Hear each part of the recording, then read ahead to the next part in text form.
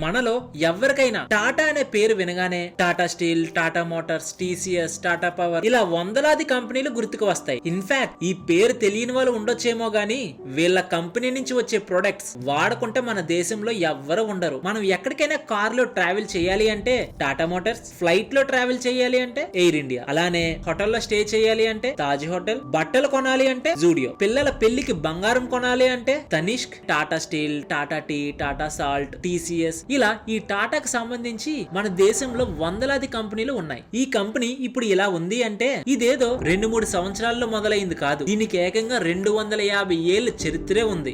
ఈ కంపెనీ తెల్లవాళ్ళు చేసిన అణచివేతని ఎదుర్కొని ఎలా నిలబడింది అంటే ఈ కంపెనీ ఫౌండర్ అయిన టాటా ఎంత దృఢ సంకల్పంతో పనిచేసి ఉండాలి. టాటా అంటే ఒక బ్రాండ్ కాదు, మన దేశంలో కోట్లాది మందికి ఉన్న ట్రస్ట్, ఎమోషన్ అండ్ మన దేశానికి ఉన్న కీర్తి ప్రతిష్టలు కూడా. ఇవన్నీ ఒక్క బిజినెస్ చేయడం వల్లే రాలేదు. దానికి మించి మన ఇండియా చరిత్రనే మార్చగలిగేలా ఈ కంపెనీ చేసిన కృషి మనలో ప్రతి ఒక్కరికి తెలియాలి. ఈ వీడియోలో నేను ఈ టాటా కంపెనీ ఎలా మొదలైంది, బ్రిటిషర్స్ పరిపాలన టైంలో కూడా వాళ్ళు చేసే అణచివేతను ఎదుర్కొని ఎలా నిలబడింది, ఈ కంపెనీకి సంబంధించిన ప్రముఖ వ్యక్తులు ఎవరు అని అండ్ వీటన్నిటితో పాటు మరెన్నో ఇంట్రెస్టింగ్ థింగ్స్ నేను ఈ వీడియోలో మీకు ఎక్స్ప్లెయిన్ చేయబోతున్నాను. Let's start our video. మీకు తెలిసిందే మన ఛానల్ కొత్తగా స్టార్ట్ చేసిందని. మన ఛానల్ కి మీ సపోర్ట్ కావాలి. సపోర్ట్ అంటే ఏదో డబ్బు కాదు, ఒక లైక్, ఒక సబ్స్క్రైబ్ అంతే. ఇలా వీడియోని లైక్ చేయడం వల్ల ఈ వీడియో యూట్యూబ్ వాళ్ళు మరికొంతమందికి సజెస్ట్ చేస్తారు. అలానే సబ్స్క్రైబ్ చేసుకుంటే మేము పెట్టే వీడియోస్ మీకు నోటిఫికేషన్ ద్వారానే వస్తుంది. Let start our video. అది 1822 గుజరాత్ లో ఒక వ్యక్తి ఏదో ఒక బిజినెస్ స్టార్ట్ చేయాలి అనే దృఢ సంకల్పంతో జేబులో ఒక్క రూపాయి లేకపోయినా పొట్ట కూడు కోసం గుజరాత్ నుంచి ముంబైకి వలస వచ్చారు. అతని పేరే నుసర్వాన్జీ టాటా. ఇలా ముంబైకి వచ్చిన ఈ నుసర్వాన్జీ టాటా గారు 1830లో బ్రిటిషర్స్ ఎక్కువగా కాటన్ బిజినెస్ చేసేవాళ్ళు. అది కూడా మన ఇండియాలో కాదు, యుఎస్ లో పండిన కాటన్ పంట అంతా యూరోప్ కి తెచ్చుకునేవాళ్ళు. కానీ 1861లో ఏదైతే అమెరికన్ సివిల్ వార్ జరిగిందో అప్పుడు యుఎస్ లో ఉన్న కాటన్ క్రాప్స్ ఏవైతే ఉంటాయో అవన్నీ అగ్ని ప్రమాదానికి గురవ్వి అమెరికాలో ఉన్న కాటన్ పంట అంతా కాలిపోయింది. ఇలా అమెరికాలో జరిగిన తర్వాత బెస్ట్ క్వాలిటీగా ఉన్న కాటన్ ఏ దేశంలో పండుతుంది అని తెలుసుకోగా బ్రిటిషర్స్ కి మన ఇండియా కనిపించింది. ఇదంతా నేను ఎందుకు చెప్తున్నానంటే ఆ రోజుల్లో కాటన్ కి ఎక్కువ డిమాండ్ ఉండడం చూసి నుసర్వాన్జీ టాటా గారు కాటన్ బిజినెస్ స్టార్ట్ చేయాలి అని అనుకున్నారు. ఇలా కాటన్ బిజినెస్ ని స్టార్ట్ చేసి మంచిగా లాభాలతో ఉన్నారు. ఇలా ఇతనికి వచ్చిన లాభంలో ఇతని కొడుకైన జంషెడ్జీ టాటా గారికి మంచి చదువుని ఇచ్చేవాళ్ళు. చదువుకున్న జంషెడ్జీ టాటా గారు ఇతని తండ్రి అయిన నుసర్వాన్జీ టాటా గారు చేస్తున్న బిజినెస్ ని బాగా అబ్జర్వ్ చేసి ఈ బిజినెస్ లో ఇంకా ప్రాఫిట్ రావాలి అంటే మన కాటన్ బిజినెస్ ఏదైతే ఉందో దానిని ఖచ్చితంగా డెవలప్ చేయాలి అని తెలుసుకున్నారు. ఇలా కాటన్ బిజినెస్ ని డెవలప్ చేయాలి అనుకున్న మరుక్షణమే జంషెడ్జీ టాటా గారు ఇలా ఈ కాటన్ బిజినెస్ చేస్తున్న వివిధ దేశాలలో ఉన్న కంపెనీస్ కి వెళ్లి చూసొచ్చాక ఏం గమనించారో తెలుసా? మన దేశంలో కాటన్ ని పండించడానికి మంచి భూమి ఉంది, మంచి డిమాండ్ ఉంది అండ్ దాంతో పాటు తక్కువ ధరకే పని వాళ్ళు కూడా ఉన్నారు. కానీ లేనిదల్లా ఒక్కటే, ఈ బిజినెస్ అంతటిని ఒక ఆర్గనైజ్డ్ ఫార్మ్ లో లేదని తెలుసుకున్న ఈ జంషెడ్జీ టాటా గారు ఇతన కాటన్ బిజినెస్ ఏదైతే ఉందో దానిని ఒక ప్రాపర్ ఆర్గనైజ్ చేయాలి అని 1877లో మహారాష్ట్రలోని నాగపూర్ అనే ఊరిలో ఎంపైర్స్ మిల్ అని కాటన్ స్పిన్నింగ్ కంపెనీని స్టార్ట్ చేశారు. అదే టాటా కంపెనీకి పునాదని చెప్పాలి. ఆ రోజుల్లో బ్రిటిషర్స్ ఏవైతే వ్యాపారాలు చేస్తున్నారో ఆ వ్యాపారానికి కావాల్సిన కూలీల్ని ఆ రోజుకి పిలిచి పని చేయించుకుని డబ్బు ఇచ్చేవాళ్ళు. ఇవన్నీ ఒక కూలి పనిగానే చూసి వాళ్ళకి నచ్చినప్పుడు ఉండేవాళ్ళు. మరికొంతమంది బ్రిటిషర్స్ బలవంతంగా కూడా పని చేయించుకునేవాళ్ళు. ఇదంతా నచ్చని జంషెడ్జీ టాటా గారికి ఎవరైనా వర్క్ చేయాలి అంటే హ్యాపీగా వర్క్ చేయాలి, వాళ్ళకి నచ్చిన విధంగా వర్క్ చేయాలి అని అనుకునేవాళ్ళు. మన దేశంలోనే ఫస్ట్ టైం ఎప్పుడు ఎక్కడ ఎన్నడూ లేని విధంగా మొట్టమొదటిసారిగా 8 hours వర్క్ ని తీసుకొచ్చారు. దీనిలో PF, accident insurance, paid leaves ఇంకా మరెన్నో ఎంప్లాయీ స్కీమ్స్ కూడా పెట్టారు. ఇలా ఈ 8 hours వర్క్ ని స్టార్ట్ చేసిన తర్వాత ఈ కాటన్ స్పిన్నింగ్ కంపెనీ ఏదైతే ఎంపైర్స్ మిల్ ఉందో అది బాగానే రన్ అవుతుంది. కానీ ఈ జంషెడ్జీ టాటా గారు కేవలం ఈ ఒక్క ఎంపైర్స్ మిల్ తోటే ఆగలేదు. మన దేశం ఎలా డెవలప్ అవుతుందో అలానే మన దేశానికి కావాల్సిన చాలా ఇండస్ట్రీస్ ని స్టార్ట్ చెయ్యాలి అని ఆలోచన వచ్చింది. దీనిలో భాగంగానే Tata steel, hydro electric power, Taj hotel ని స్టార్ట్ చేశారు. టాటా కంపెనీకి ఇన్ని వందల కంపెనీలు ఉండగా ఎందుకు నేను ఈ 3 కంపెనీల గురించే చెప్తున్నానో ఈ వీడియో మధ్యలో మీకే అర్థమవుతుంది. ఫ్రెండ్స్, మీకు గానీ ఈ వీడియో నచ్చినట్లయితే మన వీడియోని ఖచ్చితంగా లైక్ చేయండి. మేము పెట్టిన ఎఫర్ట్స్ మీకు ఏ మాత్రం వాల్యూగా అనిపించినా మన ఛానల్ ని సబ్స్క్రైబ్ చేయడం మర్చిపోకండి. జంషెడ్జీ టాటా గారు తన బిజినెస్ ని డెవలప్ చేయడం కోసం వివిధ దేశాలు కూడా ట్రావెల్ చేశారు. దీనిలో భాగంగానే జర్మనీకి సంబంధించిన క్రూప్ స్టీల్ అనే కంపెనీని చూసి అప్పుడు వెంటనే మన ఇండియాకు వచ్చి మన దేశంలో స్టీల్ కంపెనీకి మంచి డిమాండ్ ఉంది అని తెలుసుకొని, అండ్ డిమాండే కాదు అండ్ కాంపిటీషన్ కూడా లేదని తెలుసుకున్న ఈ జంషెడ్జీ టాటా గారు 1901లో మన ఇండియాలో ఈ స్టీల్ కంపెనీని స్టార్ట్ చేశారు. దాని పేరే ఇప్పుడు టాటా స్టీల్. కేవలం స్టీల్ ని ప్రొడ్యూస్ చేసి అమ్మడం ఒక్కటే కాదు, యుఎస్ఏ లో ఏదైతే నయాగ్రా ఫాల్ డ్యామ్ ఉందో అది జంషెడ్జీ టాటా గారికి అట్రాక్టివ్ గా కనిపించి మన ఇండియాలో కూడా ఇలాంటి ప్రాజెక్టే బిల్డ్ చేయాలి అని అనుకున్నారు. ఈ టాటా కంపెనీ మహారాష్ట్రలోని మొట్టమొదటిసారిగా హైడ్రో ఎలక్ట్రిక్ పవర్ ప్లాంట్ ని నిర్మించింది. అండ్ ఇదే కాదు, ఆ టైంలో బ్రిటిషర్ స్లోగన్ ఏదైతే ఉందో no dogs and Indians are not allow అని, దానిని చూసి టాటా గారు లండన్ లో ఉన్న కొన్ని 5 స్టార్ హోటల్స్ ని కూడా తల తన్నేలా మన ఇండియాలో మొట్టమొదటిసారిగా ఒక 5 స్టార్ హోటల్ ని బిల్డ్ చేశారు. అది కూడా ముంబైలో. దీనినే ఇప్పుడు మనం తాజ్ హోటల్ అని పిలుస్తున్నాం. ఇలా Tata steel, hydro electric power plant, Taj hotels ని ఈ టాటా కంపెనీ వాళ్ళు నిర్మించారు. ఇదంతా సక్రమంగా జరుగుతుంది అనుకున్న టైంలో 1904లో జంషెడ్జీ టాటా గారు చనిపోయారు. తన కొడుకైన సార్ దౌరబ్జీ టాటా గారు వీళ్ళ బిజినెసెస్ మొత్తాన్ని హ్యాండ్ ఓవర్ చేసుకున్నారు. వీళ్ళ తండ్రైన జంషెడ్జీ టాటా గారి కాల ఏదైతే Tata steel, hydro electric power plants ఉన్నాయో వాటిని 1907లో టాటా స్టీల్ ని, 1915లో hydro electric power plant operations ని స్టార్ట్ చేయడం మొదలు పెట్టారు. జంషెడ్జీ టాటా గారు ఒక్కటే నమ్మేవాళ్ళు, మన దేశం డెవలప్ అవ్వాలి అంటే మన వాళ్ళకి కావాల్సింది కేవలం చదువేనని. అందుకే ఆ రోజుల్లోనే 1909లో బ్రిటిషర్స్ ని ఒప్పించి మరీ ఇండియన్ ఇన్స్టిట్యూట్ ఆఫ్ సైన్స్ ని స్టార్ట్ చేశారు. ఇది స్టార్ట్ చేయడం ఒక్కటే కాదు, దీనికి కావాల్సిన ల్యాండ్ మరియు డబ్బుని టాటా కంపెనీయే భరించింది. ఇవి ఒక్కటే కాదు, మన దేశంలో ఉన్న ప్రజల యొక్క టాలెంట్ ని ప్రపంచ వ్యాప్తంగా తెలియ చెయ్యాలి అని ఆ టైంలో బెల్జియం లో జరుగుతున్న ఒలింపిక్స్ లో మన ఇండియాకి సంబంధించిన టీమును కూడా దౌరబ్జీ టాటా గారు పంపారు. ఇది కూడా తన సొంత డబ్బుతోటే. వీటి బట్టి మనమే అర్థం చేసుకోవాలి వీళ్ళు మన దేశానికి ఇచ్చే ఇంపార్టెన్స్ ఎంతోనని. అండ్ వీటితో పాటు మన దేశంలో స్టీల్ కి డిమాండ్ ఉంది అని టాటా స్టీల్ కంపెనీని స్టార్ట్ చేశారో ఆ టైంలో వాళ్ళకి అంత డిమాండ్ ఉండేది కాదు. కానీ అప్పుడే ఒక మిరాకిల్ జరిగింది, అదే వరల్డ్ వార్ 1. 1914 నుంచి 1918 వరకు ఏదైతే వరల్డ్ వార్ 1 జరిగిందో ఆ టైంలో ప్రపంచానికి వెపన్స్, ట్రక్స్ ఇంకా మరెన్నో స్టీల్ ప్రొడక్ట్స్ ప్రపంచం అంతటికి అవసరం పడ్డాయి. వీళ్ళలో చాలా మందికి ఈ టాటా స్టీల్ కంపెనీయే స్టీల్ ని ప్రొడ్యూస్ చేసింది. ఇలా ఈ వరల్డ్ వార్ 1 జరిగిన తర్వాత చాలా మంది అఫీషియల్స్ ఏం చెప్పారో తెలుసా, ఈ యుద్ధంలో మేము వాడిన స్టీల్ ప్రొడక్ట్స్ ఏవైతే ఉన్నాయో అవి నెంబర్ 1 స్టీల్ అని, అందుకే మేము ఈ వార్ లో మేము విన్ అయ్యామని చెప్పారు. అండ్ ఇది ఒక్కటే కాదు, ఆ టైంలో బ్రిటిషర్స్ కి 250 కిలోమీటర్ల రైల్ ట్రాక్ ఏదైతే నిర్మించాలి అని అనుకున్నారో అప్పుడు టాటా కంపెనీ దాదాపుగా 3 లక్షల టన్నుల స్టీల్ ని సప్లై చేసింది. ఇవన్నీ ఒక్కసారిగా చేయడంతో ఈ టాటా స్టీల్ యొక్క గొప్పతనం ప్రపంచమంతా చాటి చెప్పింది. ఇలా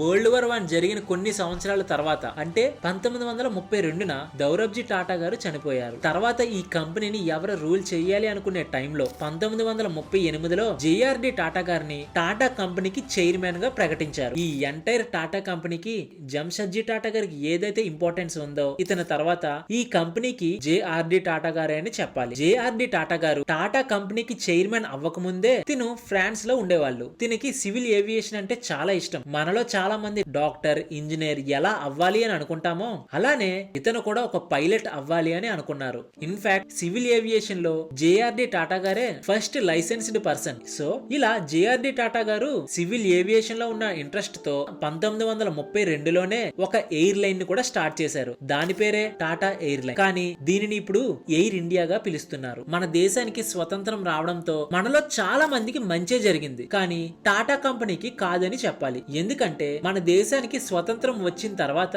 మన దేశం అంతా సోషలిస్టిక్ విధానంగా నడిచేది. అంటే ప్రైవేట్ కంపెనీకి పెద్దగా ఇంపార్టెన్స్ ఇచ్చేవాళ్ళు కాదు, కేవలం గవర్నమెంట్ కంపెనీస్ కే ఇంపార్టెన్స్ ఇచ్చేవాళ్ళు. ఇన్ఫాక్ట్ ఏదైనా ప్రైవేట్ కంపెనీ గవర్నమెంట్ కి గాని నచ్చినట్లయితే ఆ ప్రైవేట్ కంపెనీని గవర్నమెంట్ లోకి కలుపుకునే పవర్స్ కూడా ఉండేవి. మన దేశంలో ఫస్ట్ ప్రైమ్ మినిస్టర్ అయిన జవహర్ లాల్ నెహ్రూ గారు ఈ టాటా ఎయిర్ లైన్ ని చూసి దీని గ్రోత్ పొటెన్షియల్ ని గమనించి ఈ ప్రైవేట్ కంపెనీని గవర్నమెంట్ లో కలుపుకున్నారు. ఇలా ఈ టాటా ఎయిర్ లైన్ ని గవర్నమెంట్ లో కలుపుకున్న తర్వాత దీని పేరు ఎయిర్ ఇండియా. ఇప్పుడు కూడా ఈ ఎయిర్ ఇండియాకి చైర్మన్ జేఆర్డి టాటా గారే. జేఆర్డి టాటా గారు ఎప్పుడైతే 1938లో టాటా కంపెనీకి చైర్మన్ గా అపాయింట్ అయ్యారో 7 సంవత్సరాల తర్వాత అంటే 1945లో వీళ్ళ బిజినెస్ ని ఎక్స్పాండ్ చేయడం కోసం Telco Tata engineering and locomotives కంపెనీని స్టార్ట్ చేశారు. ఈ కంపెనీ ఏం చేస్తుందో తెలుసా, రైల్వే లోకోమోటివ్స్ ని కన్స్ట్రక్షన్ చేస్తుంది. కానీ 1954లో ఎప్పుడైతే జేఆర్డి టాటా గారు జర్మనీకి సంబంధించిన BMW కంపెనీని చూసి మన దగ్గర ఉన్న టెల్కో కంపెనీలో కూడా కమర్షియల్ వెహికల్స్ చెయ్యాలి అని అనుకున్నారు. దీని వల్లే 2003లో ఈ టెల్కో కంపెనీ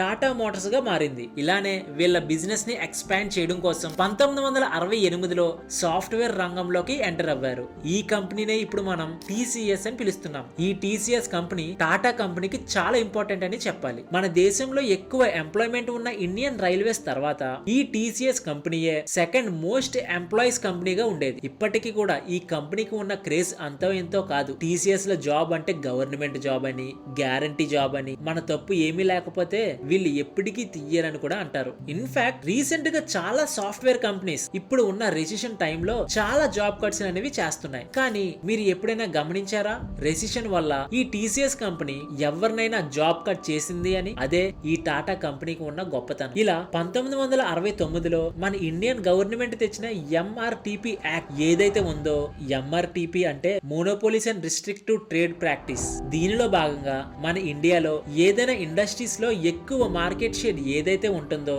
ఆ కంపెనీ అప్పుడే వస్తున్న చిన్న చిన్న కంపెనీస్ ని ఎదగనివ్వవు అని మన ఇండియన్ గవర్నమెంట్ భావించి ఈ ఎంఆర్టీపీ యాక్ట్ ని తీసుకువచ్చింది. చెప్పాలి అంటే మన ఇండియన్ గవర్నమెంట్ ఇండైరెక్ట్ గా టాటా కంపెనీని టార్గెట్ చేసిందనే చెప్పుకోవాలి. ఈ ఒక్క యాక్ట్ కారణం వల్ల జేఆర్డీ టాటా గారు ఏం చేశారో తెలుసా? వీళ్ళ ప్రమోటర్ కంపెనీ అయిన టాటా సన్స్ ఏదైతే ఉందో మోనోపోలీగా ఉన్న టాటా కంపెనీస్ నుంచి వాళ్ళ హోల్డ్ చేస్తున్న షేర్స్ ని తగ్గించుకునే ప్రయత్నం చేసింది. ఇలా ఎప్పుడైతే వీళ్ళ షేర్స్ ని తగ్గించుకుంటారో అప్పుడు మోనోపోలీ కంపెనీ అవ్వదు. గవర్నమెంట్ తెచ్చిన ఈ రూల్స్ తో జేఆర్డీ టాటా గారు తీసుకున్న ఈ డెసిషన్స్ తో కేవలం జేఆర్డీ టాటా గారు చేసిన ఈ ఒక్క పని కేవలం 50% మాత్రమే పనిచేసింది. మిగిలిన 50% ఫెయిల్ అయ్యింది. ఎందుకంటే ఎప్పుడైతే ఈ జేఆర్డీ టాటా గారు వీళ్ళ ప్రమోటర్ స్టేక్ ని తగ్గించుకున్నారో అప్పుడు వీళ్ళ దగ్గర ఉన్న కంపెనీస్ చాలా డివైడ్ అయిపోయాయి. ఎగ్జాంపుల్ చెప్పాలి అంటే 1938లో ఏదైతే టాటా కంపెనీకి సంబంధించి 14 కంపెనీలు ఉన్నాయో అది ఈ యాక్ట్ రావడం వల్ల ఈ 14 కంపెనీలు కాస్త దాదాపుగా 95 కంపెనీలుగా మారాయి. వీళ్ళు ప్రమోటర్ స్టేక్ ని తగ్గించుకోవడం వల్ల చాలా కంపెనీస్ కి లాసెస్ కూడా గురవ్వాయి. ఇలా ఈ ఒక్క యాక్ట్ వల్ల ఈ టాటా కంపెనీ చాలా లాసెస్ ని ఫేస్ చేసింది. ఇవన్నీ జరుగుతూ ఉండగా ఈ కంపెనీకి ఒక ప్రముఖ వ్యక్తి ఎంటర్ అవ్వారు. అతనే రతన్ టాటా. రతన్ టాటా గారి గురించి చెప్పాలి అంటే మనం ఒక డెడికేటెడ్ వీడియోనే చేయాలి. సో అందుకే ఇతని గురించి నేను పూర్తిగా చెప్పట్లేదు. ఒకవేళ మీకు రతన్ టాటా గారి గురించి కానీ తెలుసుకోవాలి అని అనుకుంటే కామెంట్ సెక్షన్ లో కామెంట్ చేయండి. నేను ఖచ్చితంగా ఆ వీడియోని చేస్తాను. ఫ్రెండ్స్, ఈ వీడియో మీరు చూస్తున్న ఏ పాయింట్ ఆఫ్ టైం లో అయినా ఈ వీడియో చాలా ఇంట్రెస్టింగ్ గా ఉంది అని అనిపిస్తే మన వీడియోని ఖచ్చితంగా లైక్ చేయండి. రతన్ టాటా గారు ఈ టాటా గ్రూప్ కి చైర్మన్ అవ్వక ముందు ఇతను టాటా కంపెనీకి కేవలం ఒక ఎంప్లాయ్ మాత్రమే. గత కొన్నేళ్లుగా ఏదైతే Nelco company, national radio and electronics company of India ఏదైతే ఉందో అది నష్టాల్లోనే ఉంటుంది. 1960 నాటికి ఈ నెల్కో కంపెనీకి రేడియో బిజినెస్ లో 20% మార్కెట్ షేర్ ఉంటే 1969కి ఏదైతే మోనోపోలీ యాక్ట్ వచ్చిందో దీని వల్ల ఈ నెల్కో కంపెనీకి ఏదైతే 20% మార్కెట్ షేర్ ఉందో అది 3% కి వచ్చింది. అంటే ఈ ఒక్క మోనోపోలీ యాక్ట్ వల్ల 17% మార్కెట్ షేర్ ని కోల్పోయింది. ఇదంతా నేను ఎందుకు చెప్తున్నానంటే రతన్ టాటా గారికి చైర్మన్ అవ్వక ముందు ఒక చిన్న టాస్క్ ని ఇచ్చారు. అదే ఈ నష్టాల్లో ఉన్న నెల్కో కంపెనీని ప్రాఫిట్స్ లోకి తీసుకురావాలి అని. దీనికి ఈ ఫస్ట్ టాస్క్ ఇచ్చిన తర్వాత రతన్ టాటా గారు ఈ నెల్కో కంపెనీని మొత్తం గమనించి ఈ మోనోపోలీ యాక్ట్ వల్ల మనం ఈ బిజినెస్ రన్ చేస్తే ఎంతో లాభాలు రావు అని తెలుసుకొని ఇతర కంట్రీల్లో ఏదైతే అడ్వాన్స్ ఎలక్ట్రానిక్ టెక్నికల్ ఎక్విప్మెంట్స్ తయారు చేస్తున్నారో సేమ్ అదే విధంగా ఈ నెల్కో కంపెనీ కూడా అడ్వాన్స్ ఎలక్ట్రానిక్ టెక్ ఎక్విప్మెంట్స్ ని తయారు చేయాలి అని చెప్పారు. ఇలా ఇతను తీసుకున్న ఒక్క డెసిషన్ వల్లే అప్పటి వరకు ఈ టాటా కంపెనీకి ఎలక్ట్రానిక్స్ మార్కెట్ షేర్ 2% ఉంటే ఈ ఒక్క డెసిషన్ తోటే 2% నుంచి 20% మార్కెట్ షేర్ కి వచ్చింది. ఇలా ఈ విధంగా నష్టాల్లో ఉన్న ఈ నెల్కో కంపెనీని రతన్ టాటా గారు తీసుకున్న డెసిషన్స్ తో ప్రాఫిట్స్ లోకి తీసుకువచ్చారు. సో రతన్ టాటా గారికి ఉన్న ఈ జీనియస్ మైండ్ సెట్ తో ఇతను టాటా గ్రూప్ కి మంచి క్యాపబుల్ పర్సన్ అని 1991లో టాటా గ్రూప్ కి చైర్మన్ గా అపాయింట్ చేశారు. అదే టైంలో 1991లో ఇండియన్ ఎకానమీ ఎల్పిజి రిఫార్మ్ ని అడాప్ట్ చేసుకుంది. అంటే లిబరలైజేషన్, ప్రైవేటైజేషన్, గ్లోబలైజేషన్. అప్పటి వరకు సోషలిస్టిక్ ప్రిన్సిపల్స్ తో నడుస్తున్న మన దేశం అంటే ప్రీవియస్ గా చెప్పినట్టే ప్రైవేట్ కంపెనీస్ ని, ఫారెన్ కంపెనీస్ ని ఏ మాత్రం ఎంకరేజ్ ఎంకరేజ్ చేయకుండా కేవలం గవర్నమెంట్ కంపెనీస్ ని ఎంకరేజ్ చేయడం. కానీ ఎప్పుడైతే ఈ ఎల్పిజి రిఫార్మ్ వచ్చిందో అప్పుడు ప్రైవేట్ కంపెనీస్ ని, ఫారెన్ కంపెనీస్ ని ఒక్కసారిగా ఎంకరేజ్ చేయడంతో అప్పుడప్పుడే ఈ టాటా గ్రూప్ బిజినెస్ బాగుండి లాభాల్లోకి వస్తుంది అనే టైం కి ఈ ఒక్క ఎల్పిజి రిఫార్మ్ తో చాలా ఫారెన్ కంపెనీస్ మన దేశానికి వచ్చి ఈ టాటా కంపెనీకి చాలా కాంపిటీషన్ అనేది ఇచ్చింది. ఇది తెలుసుకొని రతన్ టాటా గారు ఏం చేశారో తెలుసా? ఇలా ఎల్పిజి రిఫార్మ్ తో ఫారెన్ నుంచి చాలా కంపెనీస్ వస్తే చాలా కాంపిటీషన్స్ వస్తాయని, ఈ కాంపిటీషన్స్ తో మనం లాసెస్ లోకి వచ్చే అవకాశం ఉంటుంది అని తెలుసుకున్న ఈ రతన్ టాటా గారు ఏం చేశారో తెలుసా? తెలిస్తే మీరు ఖచ్చితంగా షాక్ అవుతారు. ఏం చేశారంటే దీనికి ఏవైతే కాంపిటీషన్ కంపెనీస్ ఉన్నాయో వాటన్నిటిని కొనేశారు. అది కూడా ఏదో లోన్ తీసుకొని కాదు, ఇతని దగ్గర ఉన్న కంపెనీ వాటాని అమ్మి మరీ కొన్నారు. అదేంటి, ఇదేం జీనియస్ స్ట్రాటజీ అని మీరు అనుకోవచ్చు. కానీ మనకు తెలియంది, రతన్ టాటా గారికి తెలిసింది ఒక్కటే. తిను కొన్నది కంపెనీని ఒక్కటే కాదు, వాళ్ళ దగ్గర ఉన్న అడ్వాన్స్ టెక్నాలజీని కూడా. మీకు ఒక ఎగ్జాంపుల్ చెప్తాను. టాటా మోటార్ కి సంబంధించిన హ్యారియర్ అండ్ సఫారీ మీరు చూసారా? ఆ కార్స్ నార్మల్ కార్స్, కానీ ఆ కార్ లోపల వాడిన టెక్నాలజీ మొత్తం ల్యాండ్ రోవర్ టెక్నాలజీ. మనందరికీ తెలిసిందే 2008లో జర్మనీకి సంబంధించిన రేంజ్ రోవర్ ఏదైతే ఉందో ఆ కంపెనీని కూడా ఆ టాటా కంపెనీ కొనుక్కుంది. సో ఇలా కొనుక్కున్న కంపెనీ నుంచి ఈ టెక్నాలజీని కూడా రతన్ టాటా గారు టాటా మోటార్స్ లో అప్లై చేశారు. అదే విధంగా 2000 సంవత్సరంలో 180 ఏళ్ల చరిత్ర గల ఇంగ్లాండ్ కి చెందిన టెట్లే కంపెనీని బై చేసింది. ఈ టెట్లే కంపెనీ మనకు తెలియకపోవచ్చు, కానీ మన దేశానికి చక్రగొల్టి ఎలాగో ఈ ప్రపంచం అంతటికి ఈ టెట్లే కంపెనీ అలాంటిది. ఈ కంపెనీ వరల్డ్ అనే సెకండ్ బిగ్గెస్ట్ మార్కెట్ షేర్ ఉన్న కంపెనీ. ప్రపంచంలోనే సెకండ్ బిగ్గెస్ట్ టీ ప్రొడ్యూసర్ అనే ఈ టెట్లే కంపెనీని, రేంజ్ రోవర్ ని కొనుక్కుంది. 2007లో యూరోప్ లోని సెకండ్ లార్జెస్ట్ స్టీల్ కంపెనీ అయిన కోరస్ స్టీల్ ను కూడా రతన్ టాటా గారు బై చేశారు. ఇలానే చాలా కంపెనీస్ ని కొనుక్కుంటూ వాళ్ళ దగ్గర ఉన్న అడ్వాన్స్ టెక్నాలజీతో వీళ్ళ దగ్గర లాసుల్లో నడుస్తున్న టాటా కంపెనీస్ ని ప్రాఫిట్స్ లోకి తెచ్చే ప్రయత్నాలు చేశారు. సో ఇన్ని కష్టాల్లో ఉన్న టాటా కంపెనీని రతన్ టాటా గారికి ఉన్న ఈ జీనియస్ మైండ్ తో దాదాపుగా వాళ్ళ దగ్గర ఉన్న అన్ని ప్రాబ్లమ్స్ ని తీర్చేశారని చెప్పొచ్చు. 2008 టాటా కంపెనీకి చాలా కీలకమైన సంవత్సరం అని చెప్పొచ్చు. ఎందుకంటే ₹1,00,000 ఒక కార్ అని రతన్ టాటా గారు టాటా నానోని లాంచ్ చేశారు. ఈ టాటా నానో ఫెయిల్యూర్ అయింది. దీనికి గల కారణాలు చాలావే ఉన్నాయి. దీని గురించే చెప్పాలి అంటే ఒక డెడికేటెడ్ వీడియోని చెప్పాలి. దీని గురించి తెలుసుకోవాలి అని ఏ మాత్రం ఇంట్రెస్ట్ ఉన్నా మీరు ఖచ్చితంగా కామెంట్ సెక్షన్ లో కామెంట్ చేయండి. నేను ఈ వీడియోతో మీ ముందుకు వస్తా. ఇలా మన దేశంలో టాటా కంపెనీస్ ఒక్కటేనా, వేరే కంపెనీస్ లేవా అంటే ఉన్నాయి. ఇన్ఫాక్ట్ ఈ టాటా కంపెనీస్ కి చాలా కాంపిటీషన్స్ ఉన్నాయి. కానీ మనం ఈ టాటా కంపెనీస్ కి ఇచ్చే వాల్యూ, రెప్యుటేషన్స్ వేరే లెవెల్. ఎందుకు ఈ కంపెనీకి మనం అంత ఇంపార్టెన్స్ ఇస్తున్నాం? ఎందుకంటే ఈ టాటా కంపెనీ కేవలం బిజినెస్ ఒక్కటే చేయదు, మన దేశం యొక్క గ్రోత్ కి అండ్ వాల్యూస్ కి నిలబడి ఉంటుంది. ఇన్ఫాక్ట్ గ్రేట్ ఫిలాంథ్రఫీ ఫౌండర్స్ కూడా ఉన్నారు. Indian institute of science, Indian cancer research, Tata educational trust, Tata social trust, Ratan Tata trust, Shri Dorabji Tata trust, ఇలా మన దేశానికి చాలా అవసరం పడే ఇలాంటి ట్రస్ట్ చాలా ఉన్నాయి. ప్రతి సంవత్సరం ఈ కంపెనీ మన దేశం డెవలప్ అవ్వడం కోసం కోట్లాది డబ్బుని డొనేట్ చేస్తుంది. రతన్ టాటా గారు కూడా ఒక బిజినెస్ మ్యాన్ ఒక్కలే కాదు, చాలా సేవా కార్యక్రమాలు కూడా చేశారు. అత్యంత ఎక్కువ డబ్బుని డొనేట్ చేసింది ఎవరు అని గూగుల్లో సెర్చ్ చేసి చూడండి. బిల్ గేట్స్, జెఫ్ బెజోస్ వస్తారు. కానీ అదే ఇంటర్నెట్ లో కొంత డీప్ గా వెళ్లి రీసెర్చ్ చేస్తే ఏం తెలుస్తుందో తెలుసా? ప్రపంచంలోనే అత్యంత ఎక్కువ డబ్బుని డొనేట్ చేసింది జంషెడ్జీ నుస్రవాన్జీ టాటా గారు అని తెలుస్తుంది. ఇతను వరల్డ్ లోనే biggest philanthropist of last century అని పిలుస్తారు. తిను ఆ రోజుల్లోనే 8,50,000 కోట్ల డబ్బుల్ని డొనేట్ చేశారు. ఇప్పుడు వరకు నేను చెప్పిన ఈ డేటా మొత్తం టాటా కంపెనీలో జరిగిన కొన్ని ప్రముఖ ఈవెంట్స్ గురించి మాత్రమే చెప్పా. ఎందుకంటే 250 ఏళ్ల చరిత్రని కేవలం 20 నుంచి 30 నిమిషాల్లో చెప్పే విషయం కాదు. ఫ్రెండ్స్, మీకు ఈ వీడియో ఎలా అనిపించింది? కామెంట్ సెక్షన్ లో ఖచ్చితంగా కామెంట్ చేయండి. నేను ఈ టైం వరకు చూశాను అని. దీనివల్ల మన వాళ్ళ ఇంతవరకు చూసారని చిన్న హ్యాపీనెస్ మాకు ఖచ్చితంగా వస్తుంది. ఇది ఫ్రెండ్స్ మన వీడియో. మరొక ఇంట్రెస్టింగ్ వీడియోతో మీ ముందుకు వస్తాను. Thank you.